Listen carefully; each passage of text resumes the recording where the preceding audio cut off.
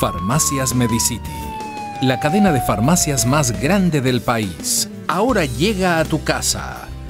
Pídenos a domicilio al 1-800-633-424. 1-800-633-424. Quédate en casa. Minutos, damos la bienvenida desde la capital de la República al licenciado Jorge Ortiz, analista político. Jorge, muy buenos días. Vamos a pedirle que nos dé su punto de vista sobre la renuncia del vicepresidente de la República, Otto Sonnenholzner. Mucho se está hablando ya de esta renuncia e interpretándola. Algo que no hay duda es que fue una renuncia largamente anunciada y planificada. Todos lo sabíamos, aunque igualmente fue secuencialmente negada hasta el último momento por el gobierno. El propio actor Otto Sonnenholzner hizo un anuncio bastante decidor el jueves pasado en una visita oficial a la ciudad de Cuenca, en la que solemnizó un acto un tanto irrelevante de apertura de una línea de crédito en el Banco del Estado para el municipio de Cuenca. Pero lo importante aquí es conocer su punto de vista. ¿Qué opina? ¿Qué es lo que está detrás? ¿Qué intenciones hay con la renuncia de Otto Sonnenholzner? Muchas gracias, buenos días, es un gusto estar con ustedes. A ver, creo que el vicepresidente Sonnenholzner evidentemente ha renunciado porque aspira a ser candidato presidencial. No habría otra explicación. Quizás en algún momento se dijo al menos, tensiones con el presidente de la República por ciertos celos en el manejo de la imagen del gobierno durante la lucha contra la epidemia. Pero parecería que esas tensiones se calmaron y que el vicepresidente sale hoy simplemente porque aspira a ser candidato presidencial. Hay en el centro derecha, un espacio al que él entiendo que pertenece, un vacío por la salida de Jaime Nebot. Está claro que el Partido Social Cristiano, a quien sea que presente de candidato, no tendrá suficiente fuerza. El Partido Social Cristiano, creo yo, que dejó de ser en este momento una opción de poder, y por lo tanto en el centro derecha se abre un espacio político que supongo yo el vicepresidente Sonnenholzner quiere capitalizar. Me parece que él ha sido un hombre que ha hecho una buena labor. No creo que en todo momento él pensó en la candidatura. Creo que él entró a la vicepresidencia como un joven, 37 años entiendo que tiene, con afán de servicio. Por eso él, sin ser un político, sin haber tenido una larga trayectoria política, haber pasado por 100 puestos públicos, él aceptó ser vicepresidente porque sentía que podía aportar algo al país como un joven preparado, con nuevas ideas. En ese camino, en algún momento se tropezó con la idea de ser candidato presidencial, una idea que seguramente se afianzó el día que Nebot dijo que él no sería candidato. A mí me parece que Sonnenholzner es una interesante opción para el país, para quienes estén en ese sector político. Me parece interesante que en vez de que haya más políticos recorridos, viejos, traqueteados, pasados por 100 funciones públicas, esté un joven con nuevas ideas, con nuevos ímpetus, con nuevas ganas de hacer las cosas, y me parece que es interesante una opción. Ojalá después de Sonnenholzner otros jóvenes como él, menores de 40 años o alrededor de esa edad, se resolvieran entrar en la política, porque la política ecuatoriana sin duda necesita renovación, no solamente por supuesto una renovación generacional, sino también una revisión, una renovación de ideas, de actitudes, de procederes, de formas de ver la política. Licenciado Ortiz, buenos días. ¿Usted estaría sugiriendo quizás que Otto Sonnenholzner podría ser el candidato del Partido Social Cristiano? El día de ayer circulaban varios análisis al respecto. Unos manifestaban que podría ser el candidato del mismo oficialismo, es decir, de Alianza País. De otro lado, se advertía que en el discurso se dio más bien un distanciamiento con el gobierno actual. ¿Cuál es el análisis que tiene usted? Yo diría que debería por sindéresis política, el Partido Social Cristiano buscar un candidato así, como Sonnenholzner. Sin embargo, es difícil saber qué piensan los socialcristianos. Ya no es un partido político en la ortodoxia de un partido político, se ha vuelto una organización básicamente caudillista, en que las decisiones están en manos de un líder, de su líder, de Jaime Nebot. ¿Qué estará pensando Jaime Nebot? Es difícil saberlo. Hay muchas sospechas, no soy yo el primero que las dice, al contrario, se repiten todos los días, de que Nebot tiene algún entendimiento subterráneo con Rafael Correa, y por eso entre los dos, entre Nebot y Correa, han formado una alianza en el Consejo Nacional Electoral, un Consejo Nacional Electoral que evidentemente no está a la altura de las expectativas nacionales. Lo lógico sería que esas tres personas de esa mayoría, Atamaín, Cabrera y Acero, dieran un paso al costado, porque han perdido, notoriamente han perdido la confianza pública, y es evidente que el país no confía en que ellos sean capaces de llevar a cabo un proceso electoral limpio. Pero esa conformación de esa mayoría tan cuestionada parecería responder a un entendimiento político entre Correa y Nebot.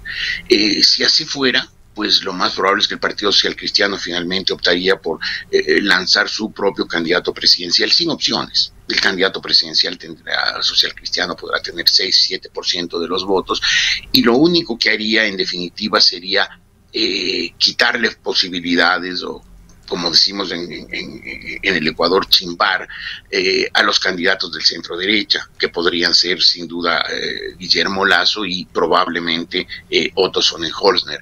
Ahora, lo coherente desde mi punto de vista sería que el Partido Social Cristiano buscara un independiente, porque sus candidatos, sus potenciales candidatos socialcristianos no tienen capacidad de llegar a la presidencia, son poco conocidos, tienen poca presencia nacional, mientras que hay independientes, entre ellos sin duda Otto Sonnenholzner, que podrían llevar la bandera social cristiana con muchas más posibilidades de éxito. Pero insisto, ¿qué estará pensando Jaime Nebot? No tengo la menor idea, aunque creo que lo lógico, lo coherente desde el punto de vista ideológico sería apoyar a Sonnenholzner o a otro candidato independiente del sector. No sé si coincide usted, Jorge, pero leyendo o interpretando el discurso de Otto Sonnenholzner, él fue muy duro contra la clase política ecuatoriana, contra el sistema habló, y entendemos que se refiere al propio gobierno de Lenín Moreno y al de Rafael Correa, que ha fomentado la miseria, dijo, entre otras cosas.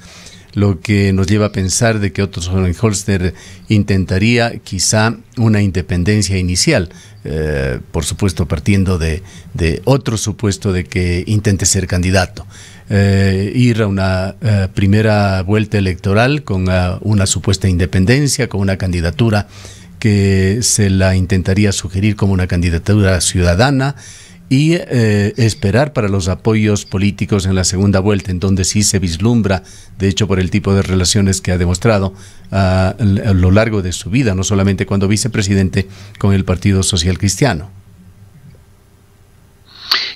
Creo que lo estratégicamente correcto sería hacer eso. Creo que él hipotecaría sus posibilidades de triunfo si es que se presenta como candidato del gobierno de Lenín Moreno, o se presenta como candidato de alguna organización cercana al gobierno. Yo creo que a él le conviene eso, políticamente, presentarse como un candidato independiente. Él tiene la ventaja de no estar afiliado, ni haber estado nunca, hasta donde yo sé, a un partido político, y por lo tanto él puede legítimamente decir que es un candidato independiente y que participó en el gobierno actual por un afán de colaborar, de hacer cosas en medio de una situación tan difícil como es la que quedó en el Ecuador después de los 10 años y medio de ese gobierno tan nefasto para el país, que fue el de Rafael Correa, el gobierno del mayor saqueo y sobre todo el mayor engaño en la historia del Ecuador.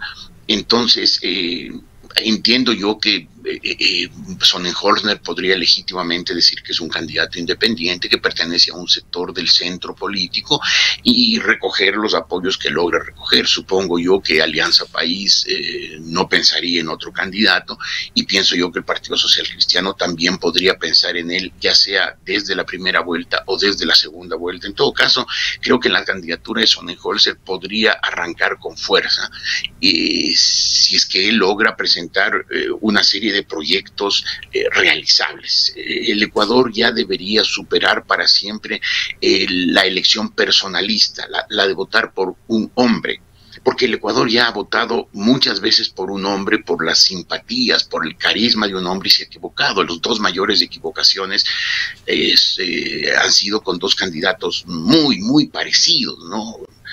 Rafael Correa y Abdalá Bucaram, dos hombres simpáticos en la tarima, encantadores, cantantes, bailadores, picos de oro, que seducen a las masas y que después hacen unos gobiernos pésimos. El de Abdalá Bucaram solo duró 6 meses, el de Correa duró 10 años y medio, y fueron dos hitos nefastos en la historia del país. Yo creo que es hora de que el Ecuador ya no vote por candidatos seductores, sino que vote por proyectos y programas de gobierno concretos, claros, eficientes, no por candidatos que ofrecen cama, dama y chocolate y después se llevan la cama, la dama y el chocolate, sino por candidatos que tengan un proyecto, un programa concreto para los problemas genuinos, profundos del Ecuador, y que le diga al país lo que el país debe oír, y no solamente, como hacen los populistas, decirle lo que el país quiere oír. Eso es mimar al pueblo para que le dé los votos y después engañarlo. Licenciado, una de las críticas más fuertes que se le ha hecho en estos días, cuando se empezó ya a especular la renuncia del hoy ex vicepresidente hasta el día de ayer, que ya hizo pública su renuncia, fue que llegó al gobierno, se aprovechó de su posición como vicepresidente, se habría aprovechado de los recursos del Estado para promocionarse, que lo que ha hecho en este lapso al frente de la vicepresidencia es promocionar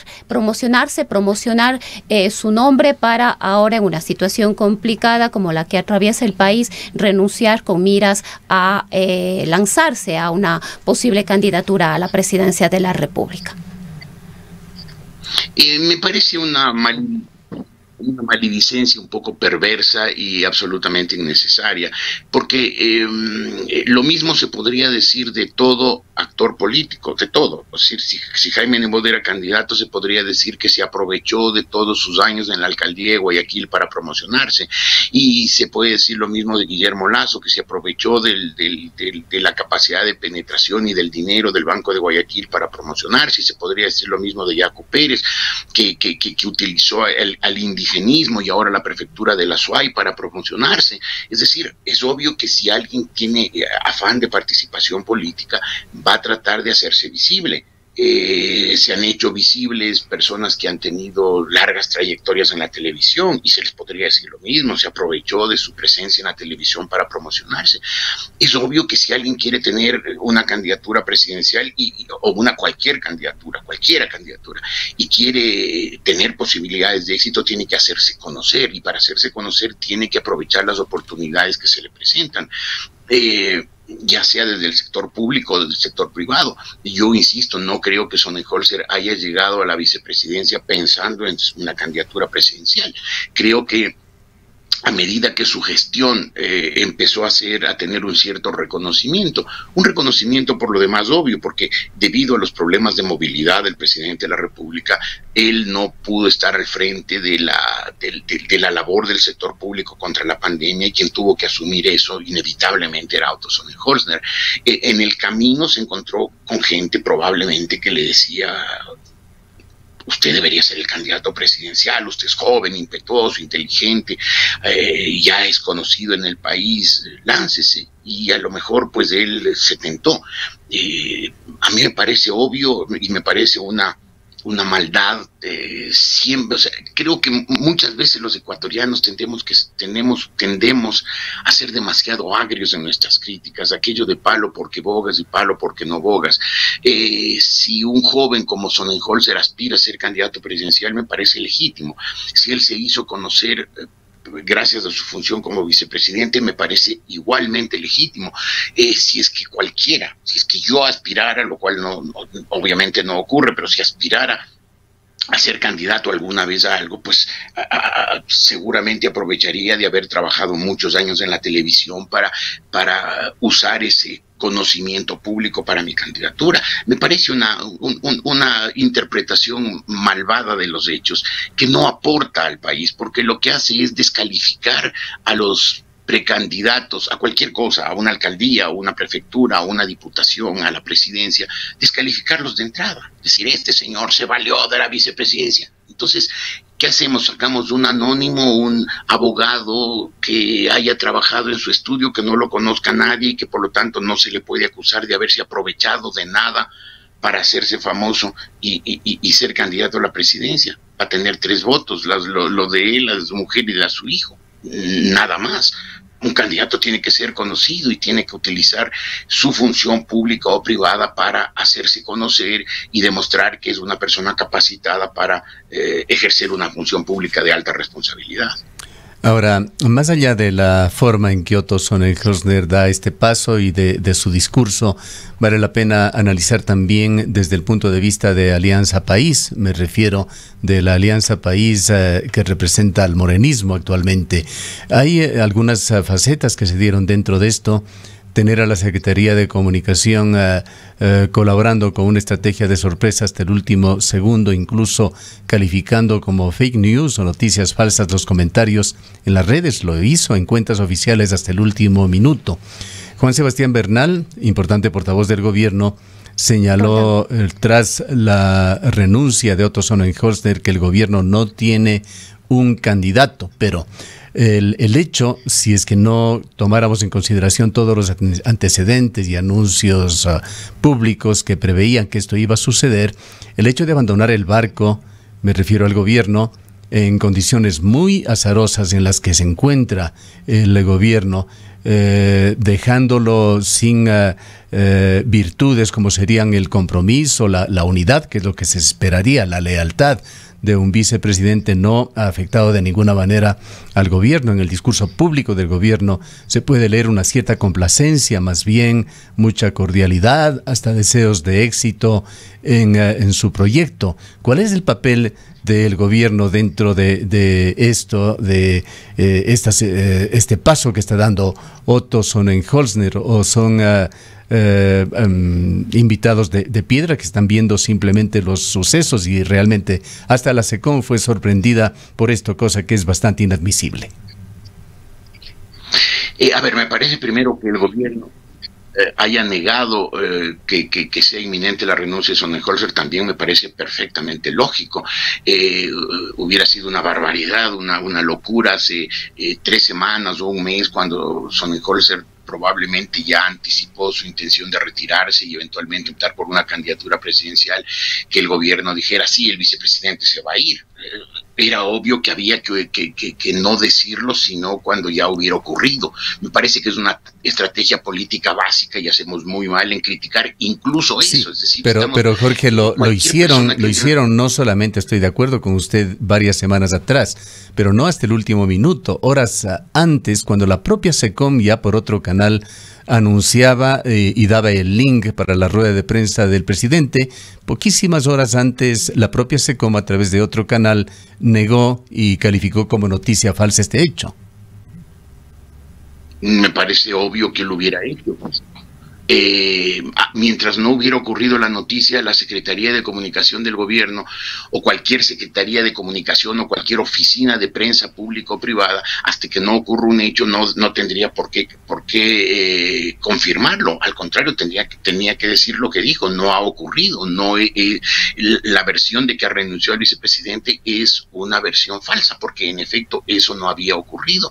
A mí me parece que lamentablemente los ecuatorianos tenemos razones para criticar la política, para sentirnos maltratados, engañados por la política, pero no tenemos que criticar de entrada a cualquier persona que intente incursionar en la política. A mí me parece válido. A mí me gustó la idea de que Sonnenholzer renuncie a la vicepresidencia y aspire eventualmente a una candidatura presidencial, porque es el ingreso a la política de una persona joven y tal vez de una generación joven, y eso necesita la política ecuatoriana, una renovación generacional y una renovación de ideas.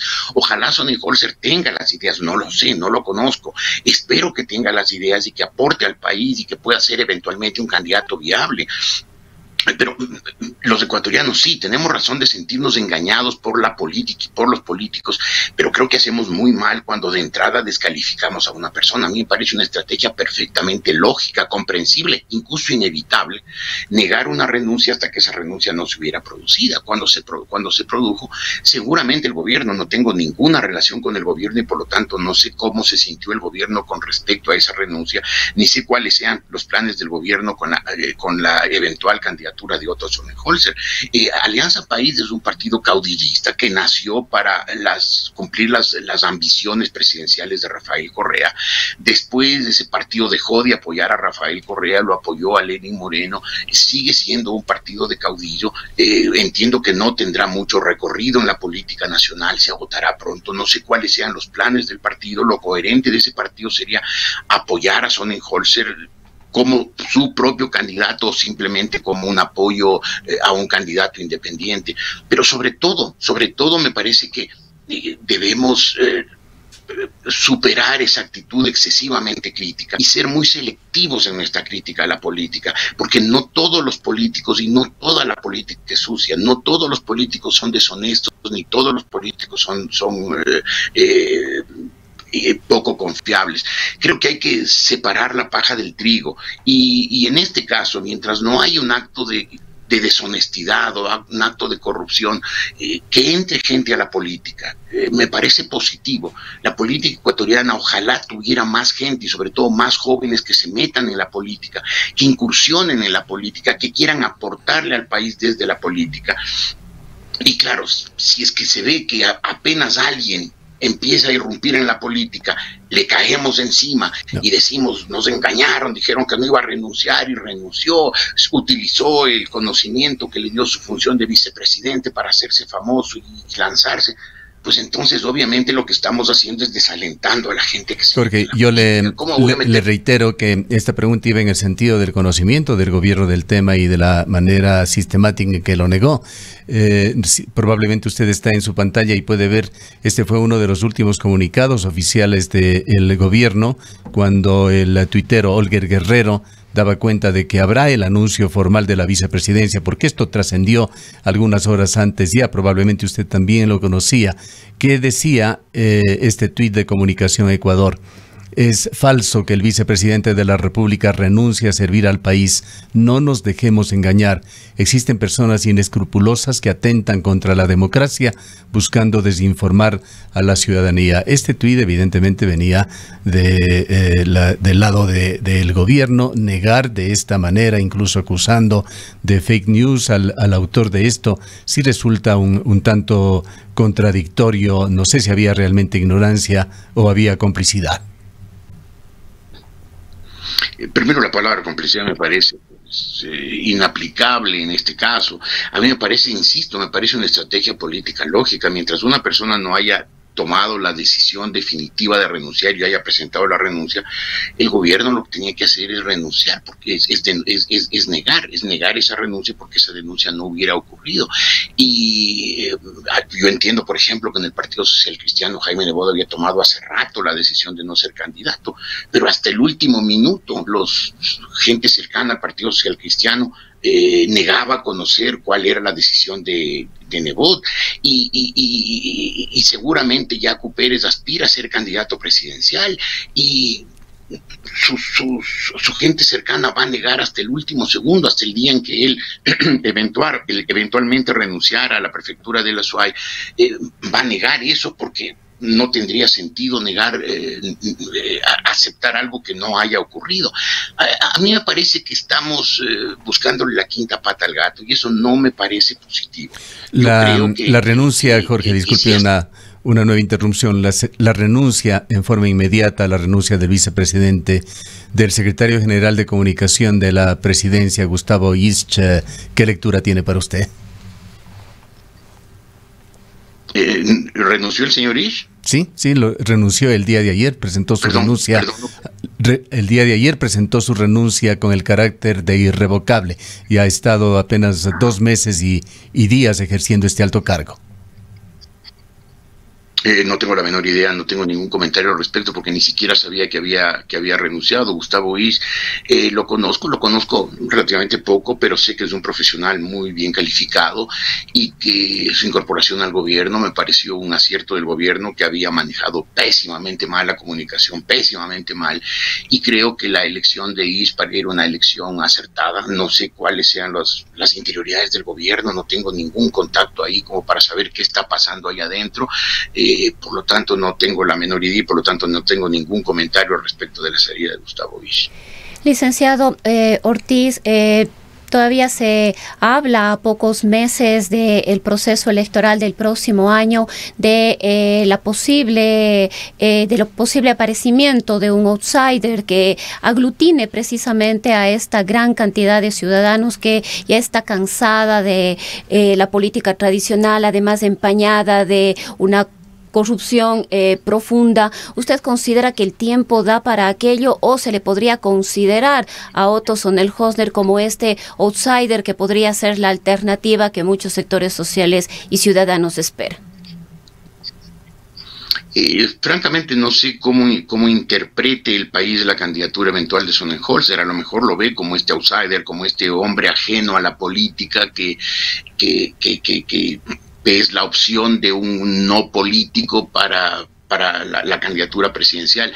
En todo caso, de otro outsider lo veo un poco complicado. Creo que los tiempos no dan y creo que además las circunstancias del país no dan. Los medios de comunicación tradicionales, es decir, me refiero a los canales de televisión, a las radios establecidas, a los periódicos, antes pues eran sin duda un instrumento básico en la reproducción ideológica y por lo tanto a través de los medios de comunicación tradicionales quien aspiraba a un cargo público se hacía conocer.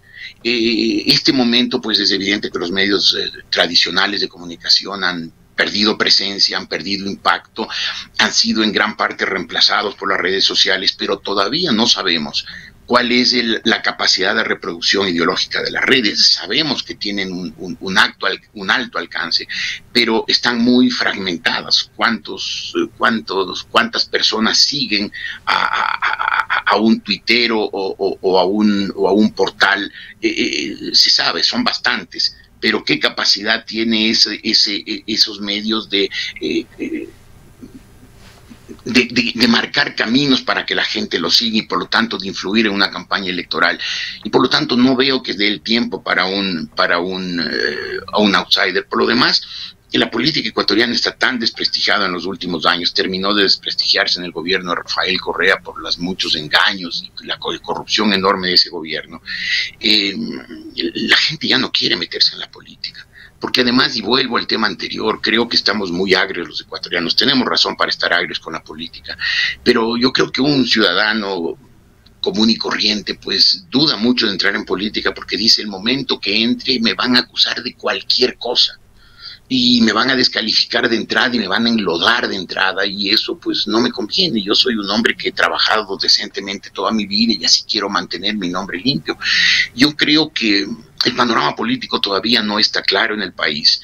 Me parece que cuando finalmente esta pandemia nos libere a los ciudadanos, que yo creo que será tal vez en un mes en que ya las actividades se hayan normalizado, veremos todos los cambios sociales que han ocurrido en estos meses y seguramente el Ecuador que salga de la pandemia no será el mismo que entró en la cuarentena.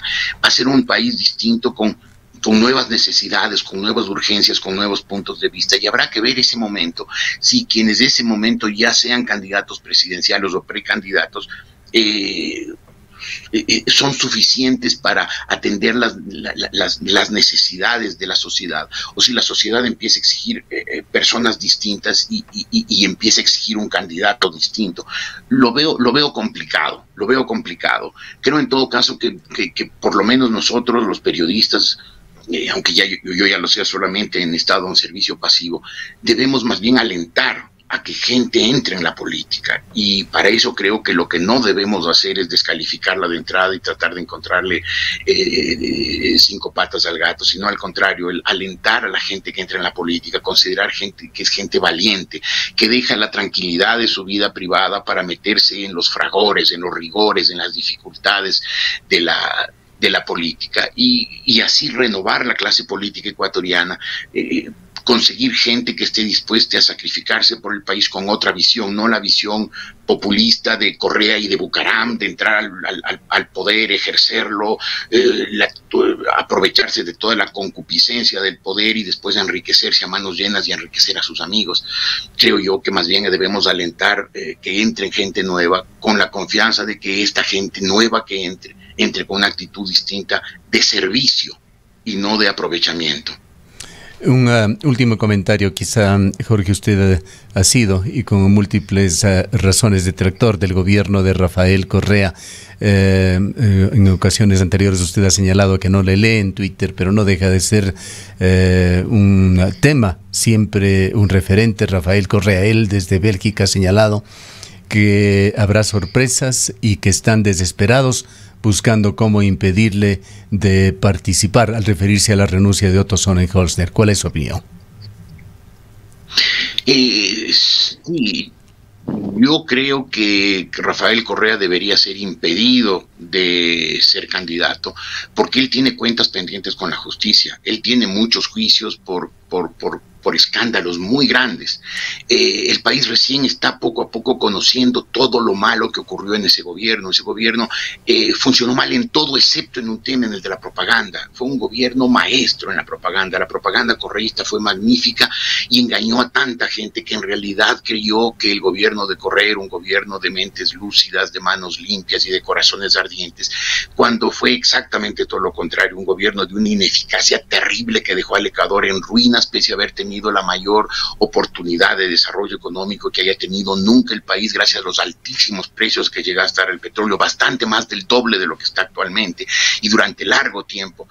Y además un gobierno de una corrupción enorme que sus aparatos de propaganda y la ley de comunicación se encargaron de ocultarla. Por lo tanto, creo que hay que impedir que Correa vuelva a ser candidato, porque todavía hay mucha gente engañada, y con todo el dinero que tiene ese sector político puede hacer una campaña arrasadora que convenza a la gente de que en realidad Correa es la esperanza, cuando es en realidad el gran desengaño de la historia del Ecuador. Creo además que sí, que están preparando una sorpresa, porque seguramente tienen contactos en altos niveles. Por lo pronto el Consejo Nacional Electoral parecería depender mucho de los cálculos e intereses políticos de Correa.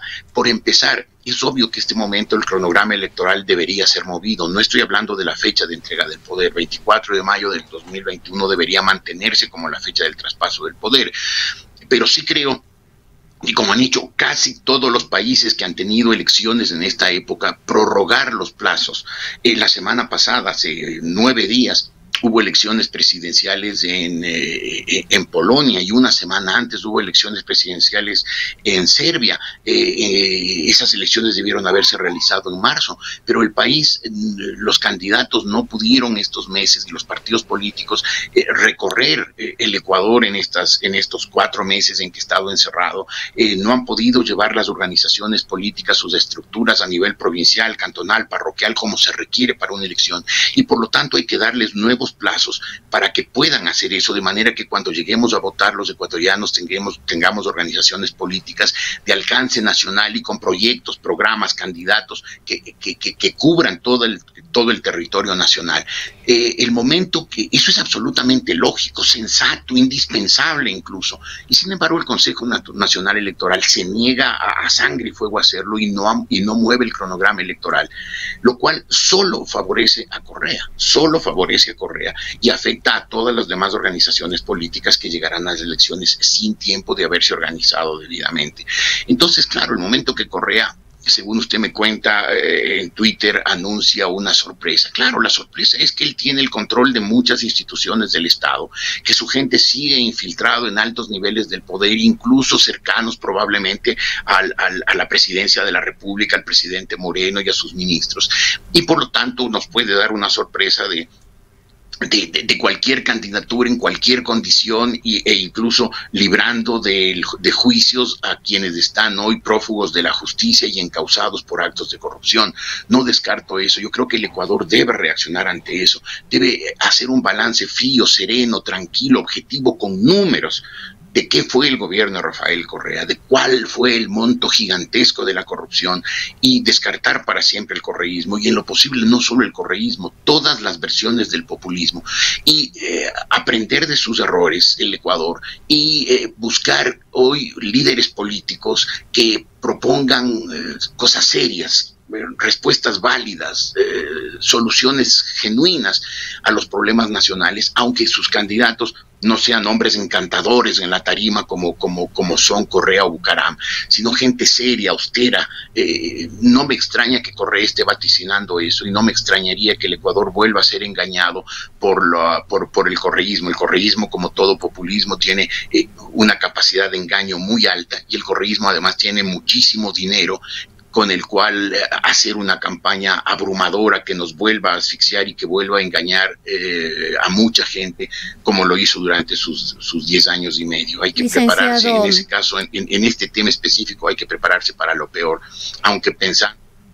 Licenciado Ortiz, quizás para ir finalizando este diálogo, me gustaría también tener un criterio suyo sobre quién podría asumir, quién sería la cuarta o el cuarto vicepresidente de la República en el gobierno de el presidente Lenín Moreno. Ya se especulan algunos nombres, el de la ministra de Gobierno actual, María Paula Romo, ex ruptura de los 25, luego fue de la Izquierda Democrática. También suena el nombre de Agustín Albán, actual secretario de Educación Superior. Bueno, francamente no lo sé, insisto, no tengo ningún contacto en el gobierno y por lo tanto pues no he hablado con nadie, ni siquiera cercano al gobierno, que pueda darme una pista. Los dos nombres que usted menciona y otros los he oído también mencionar. Entiendo yo que en la terna anterior en la que estuvo Otto Sonnenholzner, el segundo era Agustín Albán, quien después tiene algún cargo alto, no sé exactamente cuál, pero tiene algún cargo alto en el gobierno. Supongo yo que incluso por ser costeño, es la primera opción para el presidente Moreno, pero insisto, no tengo la menor idea. En todo caso, sea quien fuere, creo yo que el Congreso, la Asamblea Nacional, debería dar a esa candidatura rápido trámite, porque no veo la razón de, salvo que el candidato que presentara el gobierno fuera un candidato inaceptable, pero si no fuera un candidato inaceptable, creo que la Asamblea Nacional debería dar trámite a esa designación lo antes posible. Este cuarto vicepresidente será simplemente un hombre que llenará una vacante en un periodo de absoluta transición. El Ecuador muy pronto entrará ya en un proceso electoral, y este cuarto vicepresidente lo que hará es simplemente pues cumplir las funciones que le corresponden a su cargo sin ninguna proyección adicional. Por lo tanto, no veo ningún motivo para que se obstaculice el nombramiento de quien el gobierno plantee como su principal candidato a ese puesto, insisto, salvo que sea una persona por cualquier motivo descalificada y por lo tanto digna de ser rechazada. Creo yo que estos 10 meses que quedan de este gobierno, ojalá el Ecuador recupere su estabilidad, su tranquilidad, ojalá que no haya grupos como hubo en octubre pasado, líderes indígenas del correísmo que traten de dar un golpe de Estado, de causar convulsión, desorden, tumulto callejero, en el caso del correísmo para librar de los juicios penales que tienen sus dirigentes, y que más bien el Ecuador viva 10 meses de reposo, de calma, en que pueda primero recuperar la economía que está devastada, reactivar sus negocios, reactivar su vida económica y prepararse para un nuevo periodo que empezará el próximo año, el 24 de mayo, con un cambio de gobierno. Espero, por lo tanto, que tengamos con ese vicepresidente, quien quiera que sea, muchas gracias, 10 meses de estabilidad, de tranquilidad, sin tumulto, sin intentos de golpe de Estado. Muchas gracias a Jorge Ortiz. El licenciado Jorge Ortiz fue presentador de Teleamazonas.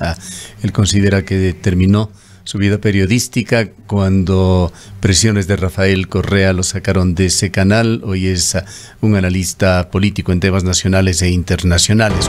En el Ecaustro, desde hace 20 años, trabajamos día a día para generar la energía que tú necesitas. Hoy, renovamos nuestro compromiso de servir a la región y al país, generando desarrollo con conciencia y conservación ambiental, y siempre mirando al futuro.